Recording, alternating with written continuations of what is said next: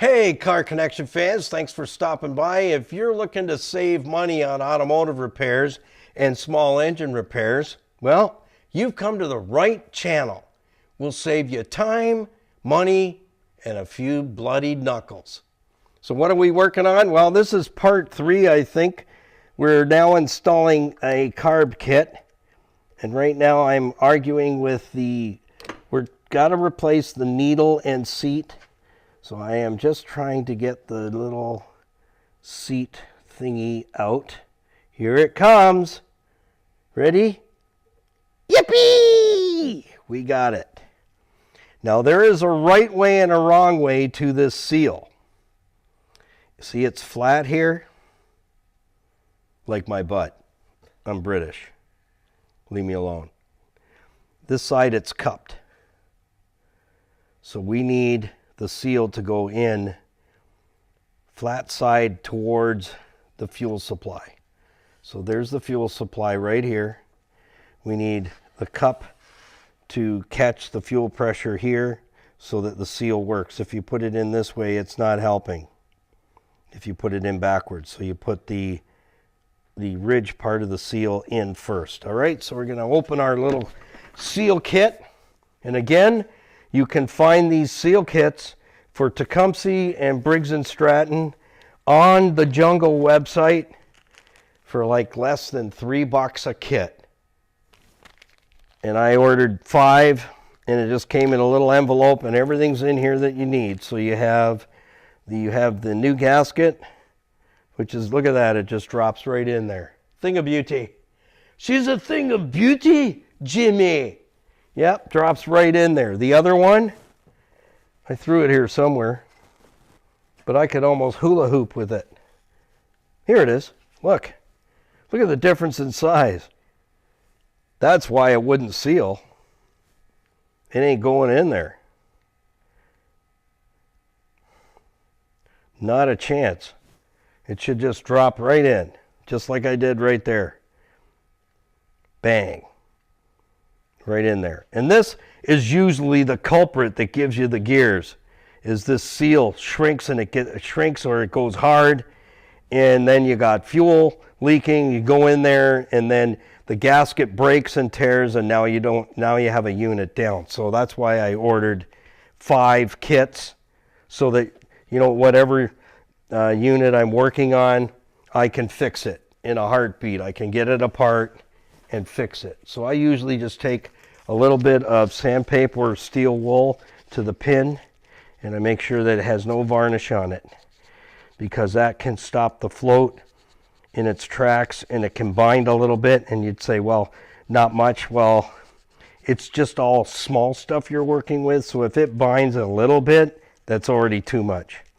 So I usually always have a piece of steel wool, 0.000 hanging around, and then I just clean the pin up so that if there's any varnish there, I get it off, and I have a nice smooth pin. Thing of beauty.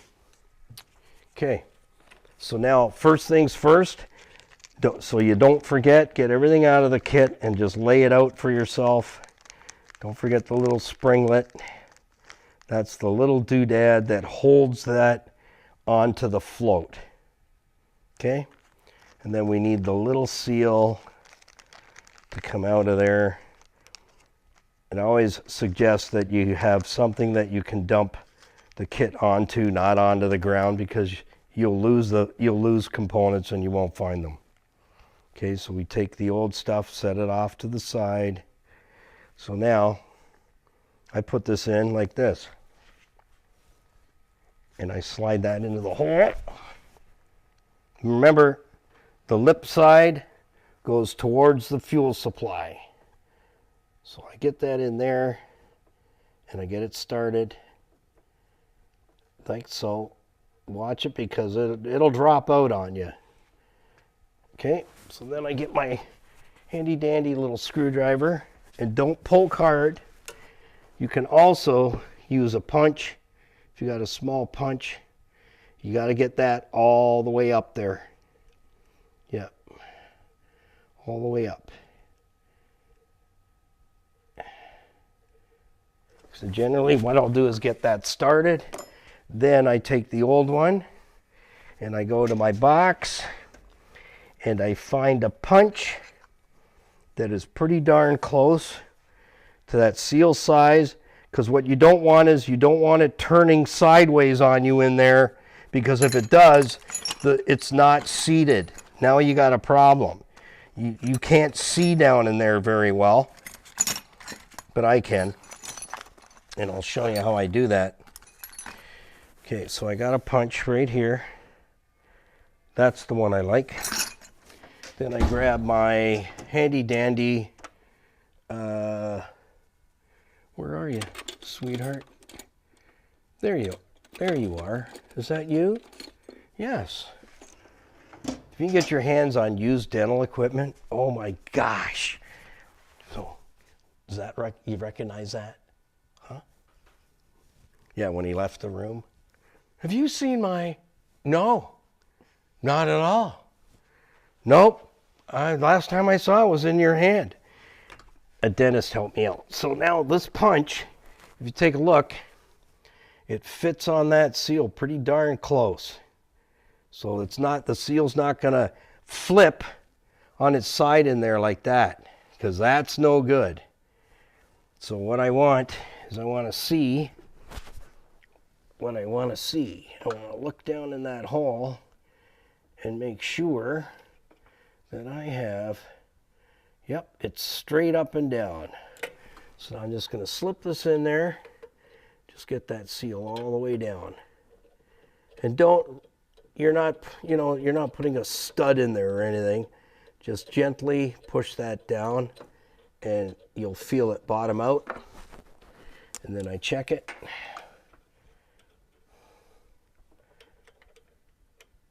Beautiful. No cavities. Yeah. Bam! Gotta like that. Okay, so that's done. So now I can check myself. No. Why is it they always say, you have a cavity? Oh, yeah. I have a cavity. All right, next. We want to put the needle back in there. So we are going to take the little needle and see how it's got a groovy there. We're going to get it in that groovy and slip this little clip on there. Hang on to it because it'll want to scoot on you. I've had that happen. It's finicky, and if you use pliers, you can damage it pretty quick. So I just do it with my fingertips and get that on there and then just push that in just like that. Push it all the way in. Now it's locked in there. So then I just give it a little pull and then I make sure it's in there. And it's not quite in there. So we need to make sure we get that all the way in. Hang on to it. Hang on to it, and we're there. Okay, we're in. So now that's your holder. That's holding the needle. So now we take it, and we shake it, and, okay, that's something else. Yeah. Alrighty. So now, see that little tabulator there? We're going to hang our needle on there. And that tab is adjusted for fuel height. And sometimes, if your fuel height isn't right, you've got to readjust that. You got to bend the tab down or bend it up, and it doesn't mean you just get on there with vice grips and do it. No. So this is where it's a little bit tricky. So I just kind of line that up, get it in there, and make sure it stays on your float. See, it's fussy, and we lost the little springy, which is something that happens often. So where did the little springy go? We don't know yet. We don't know. It's not in here. It fell. So now we don't know where that is. Okay, That's okay, not to worry. That's why you don't throw away the old one. You just don't. So now we'll just grab this one and we're good to go. It'll show up somewhere and then we'll just put it into the plastic bag. We'll have it for the next one. No problems. No problems. Always, you know, even the seal for the seat, if the old one isn't crusty and broken, you could reuse it if you had to. So we're going to have another go, as they say. Get this right on there. It's tricky because I'm doing it on its side. That's why. If you were doing it, putting this in here and you've got it standing up, it's a little easier. But I find it really awkward, honestly. So we got to get in there, get that into the hole. Hold your breath.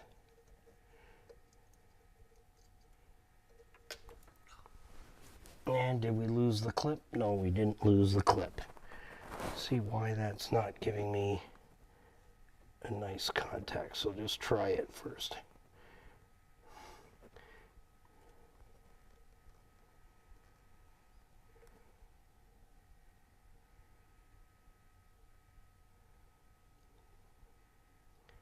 Because there's not much movement on this.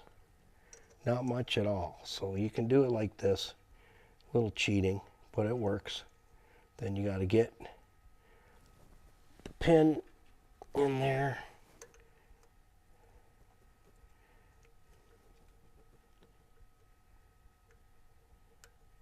Hold your breath. This is where you can't get rammy. I find it's just easier to do it this way than it's the carburetor straight up and down. But that should be going right into the hole. So we got a challenge here to overcome. It's not going all the way in. So pull that pin back out.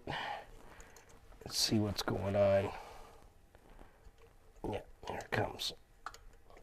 Why is that needle not going all the way in the hole? So this is where it's patience trying. Can be.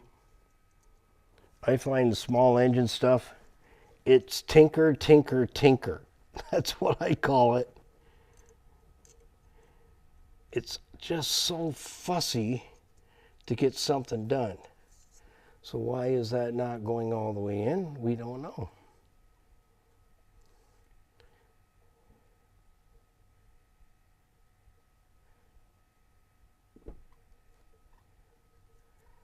Just check that seal one more time and make sure that's all the way up there. Unless there's another seal in there. I don't think so, but it could be. Is it going all the way up there? There we go. It's in there now. It was stuck. Okay, we're good now. It's good. So that's what these are the things you gotta watch out for. It is tinkering. That's what I call it. You know, I worked on big trucks and I worked on a lot of cars, but the same thing applies here. We have to have fuel. If this was carburetor on like Mr. Green Jeans or the Restoration, the Corvette, then you know what? You still got the same thing that you got to do. It has a float, it has a needle, it has a seat, and that should go right in there. Okay. Now we can get the pin in there, into position. There we go. Happy day. And just make sure that works and watch the needle right in there. Watch the needle come out and go in, come out and go in. Sweet. Okay, so now take a look at this little fella right here. You got a little tiny hole right there. And if that's plugged, you get No, that's what you should have. If that hole has a little piece of crud in there, it won't accelerate and it won't run out. So there we go. See that hole? Can you see it? You getting a shot on that, Skippy? You got it? Yeah, so that has to be clear. If the engine is revving like that, you got a piece of crud in that little hole. And so how do you get that out? You know the twist ties you have in your kitchen for putting around a bag? Go get one of those, strip the paper off of it so you have the wire, and just poke it through there. Poke it through that hole and clear it out. That's all you need to do. And that revving up and down will be gone. Just like that. So now we put a new gasket on here. We don't have to clear the hole is okay. The engine was running fine, just I could not accelerate, and the reason being the gasket wasn't sealing and it was sucking air. So it could not pull fuel. So now we have to make sure, see how it's stepped here? This dips down, this doesn't. This goes at the top, this goes at the bottom. So all we got to do is flip this over and we go right in. Just make sure that if you're not sure about putting it on with the bowl, then just push it on that ridge like that all the way around. Make sure it's in all the way around. Then you can do it like that as well. So as long as you got a nice fresh new gasket, it will line itself up perfectly and we're going to be just fine. So we need to know that this goes to the other side. The lead dip goes to the bottom. Okay, so now we're going to put this in. That's your bleeder right there. You're going to get this in there. You're going to close this off. We're going to tighten that down by hand. I do it with my fingers first till I know I'm seated and it's threading properly, because if you strip that hole, you got a real bad afternoon coming, because that means it's all over but the crying. So I just take my wrench and I just snug it down. Remember, it's not an engine mount. It's not putting a wheel on a car. It's just the carburetor. So it's almost seated. That's it. That's all I need. Stop. And then I just run my finger around, make sure I didn't pinch the gasket. We're good. Okay, next. What do we got next? Well, we've got to put the cover back on and the knob back on. Then we're ready to run it. So episode number 4 is the run test. And we're going to plow it into a pile of snow I staged outside that Skippy, after leaving her a ginormous parking spot from the FJ Cruiser, being out of town right now, has to park her car right into the test pile of snow. But we'll be all right. So we'll see you in the next one. Thanks for passing by. I'll get the covers back on and get it on its feet, and we'll be firing it up and taking it out for a road test and see. We'll see how we did. Thanks for passing by. We'll see you in the next one. Bye for now. Oh yeah, I almost forgot. If you enjoyed the video, like I know you did, ring the notification bell.